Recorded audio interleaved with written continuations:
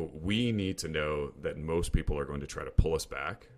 Most people are going to try to regress us towards the mean, because I think what happens is it makes them feel better. If they can regress us to the mean and they can pull us back from this high level expectation, it makes them feel better about themselves because it justifies the fact that they have a mediocre expectation. Welcome to the Ryan Wright Show, where we talk about what we learned yesterday that we can apply today so that we can be better tomorrow. I hope you enjoy and subscribe. Good morning, everyone. Happy Thursday. Today I want to talk about a conversation that I was having with a vendor in a situation that happened earlier this week, and the outcome of it I thought was worth talking about because I think there's a really, really good lesson embedded in this situation. So I work with this vendor, and a partner in my business identified that their vendor fees were a little bit high. And so he reached out directly to the vendor because he knew them well. And the vendor basically said, yep, I will drop the fees. And I thought that was interesting. So I sent a follow-up note to the vendor. I've been working with this vendor for quite a long time and actually just transitioned a lot of my business to exclusively using this vendor. And so I sent him a note and I just said, hey, does that mean all of our previous transactions should have had lower fees? And the reply from the vendor initially was essentially, well, how would we know? And I dug a little bit further because in my mind it was pretty clear, due to the nature of my business, how they would know that this fee or these fees, the lower fees, could have been applied. And so a little bit of time passed, and I got a call from the account rep the next day, and who, by the way, is an incredible human. And she was super, super kind. She thanked me for the feedback, and she shared with me that they identified in their processes that their processes were more defaulted or more set up towards another type of client. Or a client that's in, I guess, a different niche than I am. And they identified where in their processes changes could be made for a client that is in a niche like mine.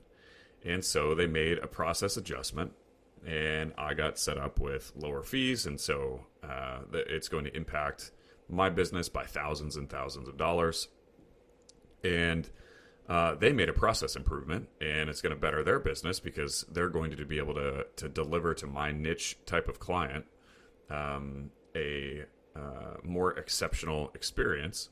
And so in the moment, both of our businesses instantly got better. And here's why I think this is important. And here's kind of the reflection that I've had out of that interaction. I could have just accepted the fact. Number one, I could have just not challenged the vendor, right? My partner identified I had lower fees. Cool, I got lower fees. All right, I'm good.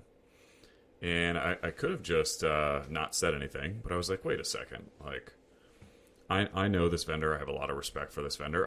I hold this vendor to a very high regard, and I expect this vendor to kind of realize, like, is there something going on here? Is there room for improvement? And then I think too, when I challenged in the first place, and I got a reply back that I thought could have been better, and I challenged the reply, I could have just accepted the answer to the reply, right? And I think had I not challenged, maybe nothing changes. Maybe the same thing would have happened. Maybe not. But had I not challenged, my business wouldn't have gotten better. Their business wouldn't got better. But I pushed the envelope, right? I think some people would consider maybe that borderline cumbersome or annoying, but I pushed, right? I continued the challenge, and I was like, well, I don't know that that's a great answer. And I identified in a respectful way that, hey, maybe we should look further. And what's interesting about that too is I think had this vendor been a mediocre vendor, been an average vendor who delivers okay results, I think my pushing and my follow-up would have come across as cumbersome, excessive, annoying, And a lot of times I will push with a vendor like that. And it's clear that that's how my pushing is received, right? Like, and sometimes their response, like it's so clear the way that they feel. Like sometimes I even feel guilty that I'm pushing this way. But the reason that I work with this vendor is because they're exceptional. And I got turned on to this vendor from someone that I know and trust, and I started using them. I was like, wow, the people here are great. They're very impressive. I can tell that they match my level of like they want to deliver an exceptional experience in their field. And I think that led to a gravitational attraction between them and I. And I just had a great interaction. And so, again, because of that, I started transitioning a lot of my business. But that is the value in and of itself of working with people that hold exceptionally high levels of standards, because my level of crazy high expectations and my high standards are matched with this vendor's very high expectations and very high standards. And so we do business together, and you know, my level of really high standards that I have, when I push for those standards to be upheld, then they respond in a positive manner. And in this situation, both of our businesses got better. Real quick, as you guys know, I just recently started this podcast.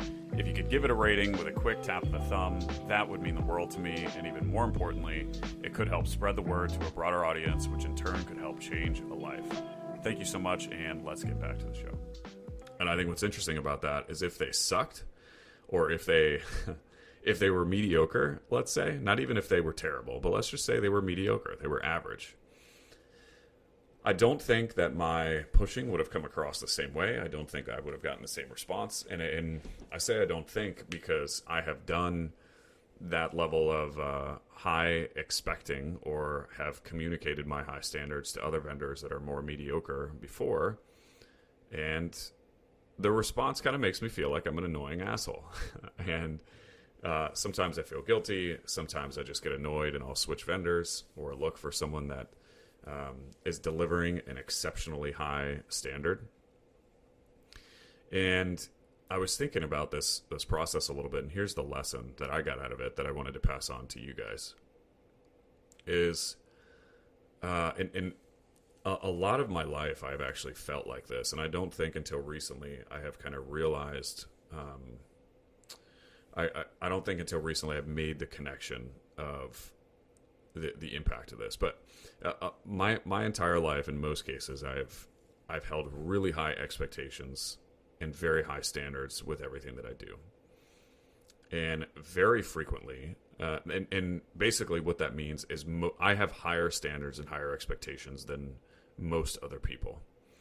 And I don't mean that from like like I'm on a pedestal standpoint. That's not what I mean at all. I believe in everything that I do should be exceptional. And a lot of times throughout my life, I am naturally around people that don't have similar standards. And I know that I come across as annoying or cumbersome. And sometimes, sometimes it makes me feel as though they feel that I'm like a burden to them. Like me being around just causes more angst than the appreciation for the high standards. And I think because of the external response to the high standards or the high expectations that I've had, and then I communicate those high standards and expectations outwardly, I think in the past or before, I think it's a natural human response to like back off those high standards, maybe lower the expectations, or even feel guilty, or accommodate because I don't want to be a burden on others. And I think I've also grown up to be a bit of a people pleaser. I care very much about what other people think. And so when I get this response from those people, I think there have been times in my life where I back off because I don't want to feel cumbersome. And I think what I've realized recently over the past few years is I think what's very necessary is that when I am communicating or portraying a very high standard or a very exceptionally high expectation out there, and I feel this gravitational pull back to the mean, because again, most people around me are not going to share a similar expectation. And I feel this tendency to want to back off my high expectations to not cause strife. I think I need to get more comfortable with saying, you know what? Fuck that.